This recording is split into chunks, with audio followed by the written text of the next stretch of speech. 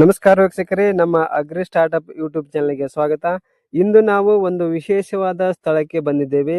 ಆಧ್ಯಾತ್ಮ, ಯೋಗ ಮತ್ತು ಪ್ರಕೃತಿ ಜೀವನವನ್ನ ಒಂದಾಗಿ ಮಿಶ್ರಣ ಮಾಡಿ ಸಾವಯವ ಕೃಷಿಯಲ್ಲಿ ಅದ್ಭುತ ಸಾಧನೆ ಮಾಡುತ್ತಿರುವಂತಹ ಗುರುಜಿಯವರ ಹೊಲಕ್ಕೆ ಭೇಟಿ ನೀಡಿದ್ದೇವೆ. ಇವರ ಜೀವನ ಮತ್ತು ಕೃಷಿ ವಿಧಾನ ನಿಮಗೆ ಖಂಡಿತ ಪ್ರೇರಣೆಯಾಗಬಹುದು. ಹಾಗಾದ್ರೆ ಈ ಸಂಪೂರ್ಣವಾದ ಮಾಹಿತಿಯನ್ನು ತಿಳಿದುಕೊಳ್ಳಲು ನಮ್ಮ ವಿಡಿಯೋವನ್ನ ಪೂರ್ತಿಯಾಗಿ ನೋಡಿ ಸ್ನೇಹಿತರೆ. ಬನ್ನಿ ಹಾಗಾದ್ರೆ ಈ ಒಂದು ಸಂಪೂರ್ಣದ ಮಾಹಿತಿಯನ್ನು ನಿಮಗೆ ತಿಳಿಸ್ಕೊಡ್ತಾ ಇದ್ದೀನಿ. ಸರ್ ನಮಸ್ತೆ. ಸರ್ ನಿಮ್ಮ ಪರಿಚಯವನ್ನು ಹೇಳಿ ಸರ್.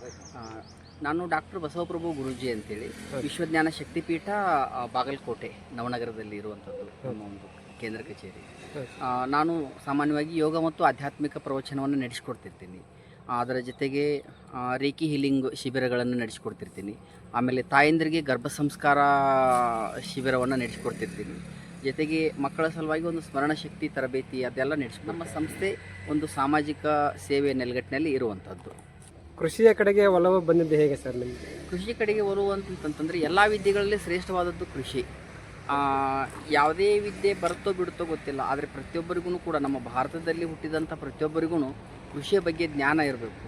ಮತ್ತು ಇದು ಕೃಷಿ ಆರೋಗ್ಯವನ್ನು ಕೊಡುತ್ತೆ, ಕೃಷಿ ಆನಂದವನ್ನು ಕೊಡುತ್ತೆ, ಜೊತೆಗೆ ಕೃಷಿ ನೆಮ್ಮದಿಯನ್ನು ಕೊಡುತ್ತೆ. ಭಾಳಷ್ಟು ಜನರು ಹೇಳ್ತಿರ್ತಾರೆ ರೈತಾಪಿ ಜನರಿಗೆ ಸಂಕಷ್ಟ, ರೈತಾಪಿ ಜನರು ಅದು ಏನೋ ಹೇಳ್ತಿರ್ತಾರೆ. ಆದಾಗ್ಯೂ ಕೂಡ ಈ ಒಂದು ಕೃಷಿ ಆನಂದವನ್ನು ಕೊಡ್ತೈತಿ. ಜೊತೆಗೆ ಕೃಷಿ ಒಂದು ಅದ್ಭುತವಾದಂಥ ವಿದ್ಯೆ, ಎಲ್ಲ ವಿದ್ಯೆಗಳಿಗಿಂತ ಶ್ರೇಷ್ಠವಾದದ್ದು ಕೃಷಿ ವಿದ್ಯೆ. ಹಾಗಾಗಿ ಒಂದು ಕೃಷಿ ಕಡೆಗೆ ಬಂದಿದೆ. ಜೀವಾಮೃತವನ್ನು ಹೇಗೆ ತಯಾರು ಮಾಡಬೇಕು ಅನ್ನೋದ್ರ ಬಗ್ಗೆ ನಮ್ಮ ವೀಕ್ಷಕರಿಗೆ ನಿಮ್ಮ ಒಂದು ಅನುಭವದ ಪ್ರಕಾರ ತಿಳಿಸಿಕೊಡಿ ಸರ್. ನಮ್ಮ ಜೀವಾಮೃತವನ್ನು ತಯಾರು ಮಾಡಬೇಕು ಅಂತಂತಂದರೆ 20 kg ಸಗಣಿ ಬೇಕಾಗ್ತೈತಿ. ಅಂದರೆ ಜವಾರಿ ಹಸುವಿಂದ ಸಗಣಿ ಬೇಕಾಗುತ್ತೆ. ಸೊ 20 kg ಸಗಣಿಯನ್ನು ನಾವು ಹಾಕತ್ತೀವಿ.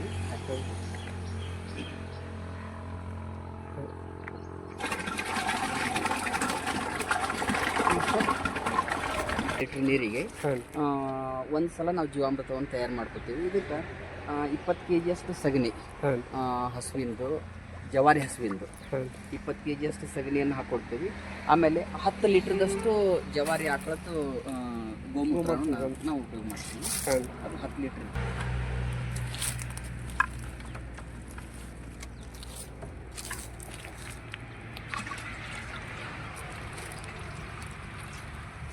ಎಷ್ಟು ಕಡಲೆ ಹಿಟ್ಟು, ಯಾವುದೇ ದ್ವಿದಳ ಧಾನ್ಯದ್ದಾದ್ರೆ ನಡಿತೈತಿ.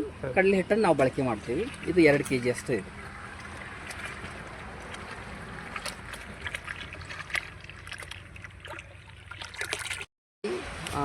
ಆರ್ಗಾನಿಕ್ ಬೆಲ್ಲ, ಪ್ಯೂರ್ ಆರ್ಗಾನಿಕ್ ಇದ್ರೆ ಭಾಳ ಒಳ್ಳೆಯದು. ಆರ್ಗಾನಿಕ್ ಬೆಲ್ಲನೇ ನಾವು ಬಳಕೆ ಮಾಡ್ತೀವಿ. ಅದನ್ನು ನೀರಲ್ಲಿ ಈ ರೀತಿ ಕಲಸಿ ಈ ರೀತಿ ರಸವನ್ನು ಮಾಡಿಕೊಂಡು ಅದಕ್ಕೆ ನಾವು ಬೆರೆಸ್ತೀವಿ. ಈ ಥರ ಕಲರ್ ಬರ್ಬೇಕ್ರಿ? ಈ ಥರ ಕಲರ್ ಬಂದ್ರೆ ಮಾತ್ರ ಆರ್ಗಾನಿಕ್ ಒರಿಜಿನಲ್ ಬೆಲ್ಲ ಅಂತ. ಈಗ ನೀವು ಸ್ಮೆಲ್ ನೋಡ್ಬೋದು, ಅದರ ಫ್ರಾಗ್ರೆನ್ಸ್ ಗೊತ್ತಾಗುತ್ತೆ. ಬೆಲ್ಲದ ಫ್ರಾಗ್ರೆನ್ಸ್ ಚೆನ್ನಾಗಿ ಬರ್ತದೆ. Organic fragrance.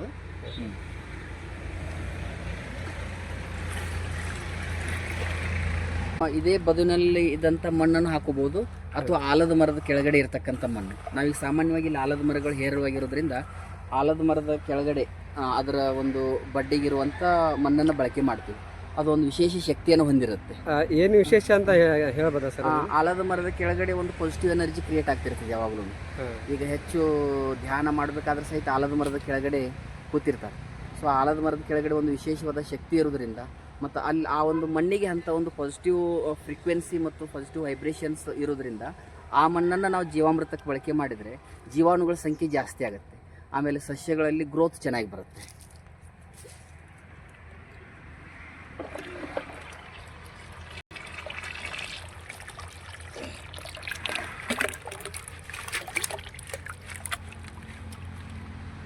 ಮುಂದಿನ ಪ್ರೊಸೆಸ್ ಏನು ಅಂತಂತಂದರೆ, ಇದನ್ನು ಕ್ಲಾಕ್ ವೈಸ್ ತಿರಿಬೇಕು. ಇದನ್ನು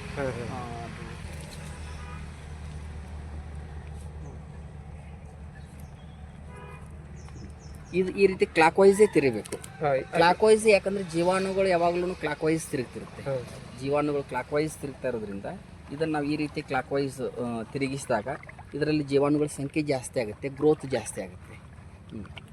ಇದು ಎಷ್ಟು ದಿನಗಳವರೆಗೆ ಇದು ಮಾಡಬೇಕು? ಇದನ್ನು ನಾವು 7 ರಿಂದ 10 ದಿವಸದ ಒಳಗಡೆ ಬಳಕೆ ಮಾಡಬೇಕು. ಪ್ರತಿದಿನ 2-3 ಸಲ ಈ ರೀತಿ ಒಂದು 3-4 ನಿಮಿಷಗಳ ಕಾಲ, ಒಂದು 5 ನಿಮಿಷಗಳ ಕಾಲ ತಿರುತಿರ್ಬೇಕು. Clock wise ತಿರುತಿರ್ಬೇಕು. ಬೆಳಗ್ಗೆ ಒಮ್ಮೆ, ಸಾಧ್ಯ ಆದರೆ ಮಧ್ಯಾಹ್ನ ಒಮ್ಮೆ, ಸಾಯಂಕಾಲ ಒಮ್ಮೆ. ಸೊ ಈ ರೀತಿ ಪ್ರತಿದಿನ 2-3 ಸಲ ತಿರುತಿರ್ಬೇಕು. 7 ದಿವಸ ನಾವು 7ನೇ ದಿವಸಕ್ಕೆ ಬಳಕೆ ಮಾಡ್ಬೋದು. 8ನೇ ದಿವಸ 9ನೇ ದಿವಸಕ್ಕೂ ಗ್ರೋತ್ ಚೆನ್ನಾಗಿರ್ತೈತಿ. 10 ದಿವಸ ಆದಮೇಲೆ ಮತ್ತೆ ಅದು ಜೀವಾಣುಗಳ ಸಂಖ್ಯೆ ಸ್ವಲ್ಪ ಕಡಿಮೆ ಆಗೋಕ್ಕೆ ಶುರು ಆಗುತ್ತೆ. ಸೊ 7ರಿಂದ 10 ದಿವಸದ ಒಳಗಡೆ ಇದನ್ನು ನಾವು ಬಳಕೆ ಮಾಡೋದು ಸೂಕ್ತ. ಸರ್, ಈ ಜೀವಾಮೃತವನ್ನು ಬಳಕೆ ಮಾಡೋದ್ರಿಂದ ಆಗುವಂಥ ಲಾಭಗಳೇನು ಸರ್? ಸಸ್ಯಗಳಲ್ಲಿ ಗ್ರೋತ್ ಚೆನ್ನಾಗಾಗತ್ತೆ.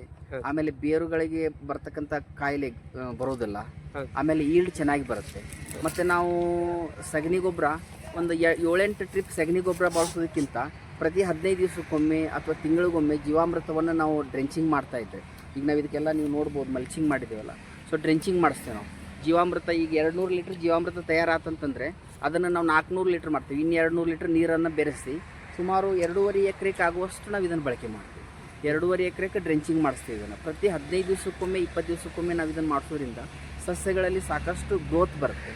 ಆಮೇಲೆ ಅದರಲ್ಲಿ ಮುಂದೆ ಅದು ಈಲ್ಡ್ ಕೊಟ್ಟಾಗ, ಫಲವನ್ನು ಕೊಟ್ಟಾಗ ಅದು ಬಹಳ ಅದ್ಭುತವಾದಂಥ ಮತ್ತು ಬೇಗ ಕೆಡೋದಿಲ್ಲ.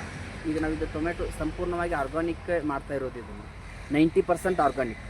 ಒಂದು 10% ಅನಿವಾರ್ಯವಾಗಿ ಕೆಲವೊಮ್ಮೆ ತೀರಾ ಅನಿವಾರ್ಯತೆ ಬಂದಾಗ ಸ್ಪ್ರೇ ಮಾಡಬೇಕಾಗತ್ತೆ. 90% ಇದನ್ನು ಆರ್ಗಾನಿಕ್ ಮಾಡೋದ್ರಿಂದ ಅದರ ಒಂದು ಫಲ ಏನಿರುತ್ತೆ ಅಂತಂತಂದರೆ ಅದು ದೀರ್ಘಕಾಲ ಬಾಳಿಕೆ ಬರುತ್ತೆ, ಬೇಗ ಕೆಡೋದಿಲ್ಲ ಮತ್ತು ಆರೋಗ್ಯಕ್ಕೂ ಕೂಡ ಈ ಒಂದು ಸಾವಯವ ಕೃಷಿಯ ಬಗ್ಗೆ ನಮ್ಮ ಯುವ ಜನತೆಗೆ ನೀವು ಏನು ಹೇಳಕ್ಕೆ ಇಷ್ಟಪಡ್ತೀವಿ ಸರ್? ಅದೇ ನಾನು ಆವಾಗಲೇ ಹೇಳಿದೆ, ಸಾವಯವ ಕೃಷಿಯನ್ನು ಮಾಡೋದ್ರಿಂದ ನಮ್ಮ ಕೇವಲ ಕುಟುಂಬ ಅಷ್ಟೇ ಅಲ್ಲ, ನಮ್ಮ ಸಮಾಜ ಆರೋಗ್ಯಯುತವಾಗಿರುತ್ತೆ. ಸೊ ಯಾವಾಗ ನಮ್ಮ ಸಮಾಜ ಆರೋಗ್ಯಯುತವಾಗಿ ಇರುತ್ತೋ ಆವಾಗ ಮಾತ್ರ ನಮ್ಮ ಒಂದು ಬದುಕು ಉತ್ತಮವಾಗಿರೋದಕ್ಕೆ ಸಾಧ್ಯ. ಹಾಗಾಗಿ ಯುವ ಜನರಿಗೆ ಈ ಒಂದು ರಾಸಾಯನಿಕ ಕಡಿಮೆ ಮಾಡಿಕೊಂಡು ಸಾವಯವ ಕೃಷಿ ಕಡೆಗೆ ಒತ್ತು ಕೊಟ್ಟರು ಅಂತಂತಂದರೆ ಪ್ರತಿಯೊಂದರಲ್ಲಿಯೂ ಕೂಡ ಏಳಿಗೆಯನ್ನು ಕಾಣ್ಬೋದು. ಆರೋಗ್ಯದ ದೃಷ್ಟಿಯಿಂದ ಮುಖ್ಯವಾಗಿರೋದೇ ಆರೋಗ್ಯದ ದೃಷ್ಟಿಯಿಂದ. ಯಾವಾಗ ನಾವು ಆರ್ಗಾನಿಕ್ ಸಲಕರಣೆ ಅಥವಾ ಆರ್ಗಾನಿಕ್ ಬಳಕೆ ಮಾಡಿ ನಾವು ಬೆಳಿತೇವೆ, ಆವಾಗ ಖಂಡಿತವಾಗಿಯೂ ಕೂಡ ಆರೋಗ್ಯ ಇಂಪ್ರೂವ್ಮೆಂಟ್ ಆಗುತ್ತೆ. ಹಾಗಾಗಿ ಸಾವಯವದ ಕಡೆಗೆ ಒಲವು ತೋರಿಸ್ಬೇಕು. ಸಸಿ ನಾಟಿ ಮಾಡುವಾಗ ಪ್ರತಿ ಹೋಲಿಗೂ ಕೂಡ ಇದು ಭೂವಸ್ತ್ರ ಅಂತೇಳಿ, ಭೂವಸ್ತ್ರ ಆರ್ಗಾನಿಕ್ ಇದು ಬೇರುಗಳ ಸಂಖ್ಯೆಯನ್ನು ಹೆಚ್ಚು ಮಾಡುತ್ತೆ ಮತ್ತು ಸಸ್ಯಗಳು ಚೆನ್ನಾಗಿ ಗ್ರೋತ್ ಆಗೋದಕ್ಕೆ ಅನುವು ಮಾಡಿಕೊಡುತ್ತೆ. ಇದನ್ನು ನಾವು ಪ್ರತಿ ಹೋಲಿಗೂ ಕೂಡ ಸ್ವಲ್ಪ ಸ್ವಲ್ಪ ಹಾಕಿಸ್ತಾ ಹೋದೆವು. ಸಸಿ ನಾಟಿ ಮಾಡೋಕ್ಕಿಂತ ಮುಂಚೆ ಪ್ರತಿ ಹೋಲಿಗೂ ಈ ಭೂವಸ್ತ್ರವನ್ನು ನಾವು ಬಳಕೆ ಮಾಡಿಕೊಂಡು ಆದಮೇಲೆ ಸಸಿಯನ್ನು ನಾಟಿ ಮಾಡುವಂಥದ್ದು. ಅದ್ರ ಜೊತೆ ಇದನ್ನು 1 ಎಕರೆಗೆ 2 ಪ್ಯಾಕೆಟ್ ನಾವು ಬಳಕೆ ಮಾಡ್ತೀವಿ. 1 ಎಕರೆಗೆ 2 ಪ್ಯಾಕೆಟ್ 2 ಪ್ಯಾಕೆಟ್ 2 ಕೆಜಿ ಇರುತ್ತೆ. ನಾವು 2 ಪ್ಯಾಕೆಟನ್ನು ಇದನ್ನು ಬಳಕೆ ಮಾಡ್ಕೊಂಡ್ವಿ. ಪ್ಯೂರ್ ಆರ್ಗಾನಿಕ್ ಆಗಿರೋದ್ರಿಂದ ಇದು ಆಮೇಲೆ ಒಳ್ಳೆ ರಿಸಲ್ಟ್ ಕೂಡ ನಮಗೆ ಇಲ್ಲಿ ಬಂತು, ಚೆನ್ನಾಗಿ ಗ್ರೋತ್ ಕೂಡ ಆಯಿತು. 1 ಎಕರೆ ಮೇಲೆ ನಾವು ಏನು ಮಾಡಿದ್ದೀವಿ ಅಂತಂತಂದರೆ ಇದನ್ನು ಓಲಿಫಾ ಅಂತಂತೇಳಿ ಇದನ್ನು 200 ಲೀಟ್ರಿಗೆ ನಾವು ಮಿಕ್ಸ್ ಮಾಡಿಕೊಂಡು 200 ಲೀಟ್ರಿಗೆ ಇದನ್ನು ನಾವು ಮಿಕ್ಸ್ ಮಾಡಿಕೊಂಡು ಡ್ರೆಂಚಿಂಗ್ ಮಾಡಿರುವಂಥದ್ದು. ಪ್ರತಿಯೊಂದು ಹೋಲಿಗೂ ಕೂಡ ಡ್ರೆಂಚಿಂಗು ಅಂದರೆ ಒಂದು 30 ml ದಷ್ಟು 30 ml ದಷ್ಟು ಇದನ್ನು ಡ್ರೆಂಚಿಂಗ್ ಅಂದರೆ ಇದು 1 ಎಕರೆಗೆ ನಮಗೆ ಸರಿ ಹೋಗುತ್ತೆ. ಆದಮೇಲೆ ಇದೆಲ್ಲ ಪ್ಯೂರ್ ಆರ್ಗಾನಿಕ್ ಆಗಿರೋದ್ರಿಂದ ನಾವು ಇದನ್ನು ಸ್ಪ್ರೇ ಮಾಡಿರುವಂಥದ್ದು. ಇದು MI ಸ್ಪ್ರೇ ಪ್ಲಸ್ ಅಂತೇಳಿ, ಆಮೇಲೆ ಇದು ಗ್ರೋ ಮ್ಯಾಜಿಕ್ ಅಂತೇಳಿ, ಅಂದ್ರೆ ಸಸ್ಯಗಳ ಬೆಳವಣಿಗೆಗೆ. ಮತ್ತು ಈಗ ಸಸ್ಯಗಳನ್ನ ನೋಡ್ಬೋದು, ಇಲ್ಲಿ ಒಂದು ಸಸ್ಯ ನಾವಿಲ್ಲಿ ನಾಟಿ ಮಾಡಿದ್ದೇವೆ. ಇದೆಲ್ಲ ಬ್ರ್ಯಾಂಚಸ್ ಬಿಟ್ಟಿರೋದ್ರಿ ಇದು ಸೈಡಿಗೆ. ಇದು ಸಸ್ಯ ಬೇರೆ ಅಲ್ಲ, ಇದರದ್ದೇ ಬ್ರ್ಯಾಂಚ್ ಬಿಟ್ಟಿರೋದು. ಈಗ ಇಲ್ಲಿ ಬ್ರ್ಯಾಂಚ್ ಬೆಳೆಯಾಗ್ತೈತಿ. ಸೊ ಈ ರೀತಿ ಈ ಗ್ರೋ ಮ್ಯಾಜಿಕನ್ನು ನಾವು ಬಳಕೆ ಮಾಡೋದ್ರಿಂದ ಸಸ್ಯಗಳಲ್ಲಿ ಸಾಕಷ್ಟು ಸೈಡ್ ಬ್ರ್ಯಾಂಚ್ಗಳು ಹುಟ್ಟುವಂಥದ್ದು.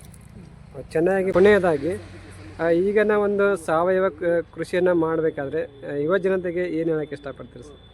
ಸಾವಯವ ಕೃಷಿಯನ್ನು ಮಾಡಬೇಕು ಅಂತಂತಂದರೆ ಮೊದಲು ನಾನು ಸಾವಯವ ಕೃಷಿಯನ್ನು ಮಾಡಬೇಕು ಅಂತ ಮನಸ್ಸು ಮಾಡಬೇಕು. ಆಮೇಲೆ ಇದರಲ್ಲಿ ಗ್ರೋತು ನಿಧಾನವಾಗಿರ್ಬೋದು. ಈಗ ನಾವು ರಾಸಾಯನಿಕ ಬಳಕೆ ಮಾಡಿದರೆ ಗ್ರೋತು ಚೆನ್ನಾಗಿರುತ್ತೆ, ಈಲ್ಡು ಬೇಗ ಬಂದುಬಿಡುತ್ತೆ, ಆದರೆ ಅಷ್ಟೇ ಬೇಗ ಕೆಟ್ಟೋಗುತ್ತೆ. ಬಟ್ ಸಾವಯವ ಮಾಡೋದು ಸ್ವಲ್ಪ ನಿಧಾನ ಆಗ್ಬೋದು, ಆದರೆ ಒಳ್ಳೆಯ ಫಲ ಬರುವಂಥದ್ದು. ಮತ್ತು ಯುವಕರು ಎಷ್ಟು ಸಾವಯವ ಕೃಷಿ ಕಡೆಗೆ ಒಲವು ತೋರಿಸ್ತಾರೋ ಅಷ್ಟು ಅವರ ಮುಂದಿನ ಪೀಳಿಗೆ ಬದುಕು ಚೆನ್ನಾಗಿರುತ್ತೆ.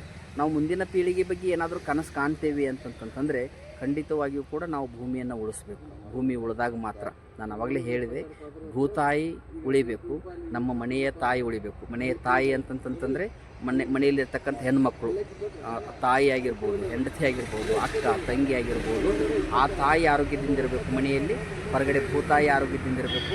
ಇವು ಎರಡು ಆರೋಗ್ಯದಿಂದಿದ್ದರೆ ನಮ್ಮ ಇಡೀ ಭಾರತ ಸ್ವಚ್ಛವಾದ ಮತ್ತು ಆರೋಗ್ಯಯುತವಾದಂಥ ದೇಶ ಆಗುತ್ತೆ ಅನ್ನೋದರಲ್ಲಿ ಯಾವುದೇ ಸಂಶಯ ಇಲ್ಲ. ಸರ್ ತುಂಬ ಧನ್ಯವಾದಗಳು ಸರ್. ಇವತ್ತಿನ ಒಂದು ಯುವ ಜನಾಂಗಕ್ಕೆ ತುಂಬ ಒಂದು ಉತ್ತಮವಾದ ಸಂದೇಶವನ್ನು ಕೊಟ್ಟಿದ್ದಾರೆ. ನಿಮಗೆ ನಮ್ಮ ಚಾನೆಲ್ ವತಿಯಿಂದ ತುಂಬ ಧನ್ಯವಾದಗಳನ್ನು ಹೇಳೋಕ್ಕೆ ಇಷ್ಟಪಡ್ತೀನಿ ಸರ್. ಶರಣಾರ್ಥಿಗಳು.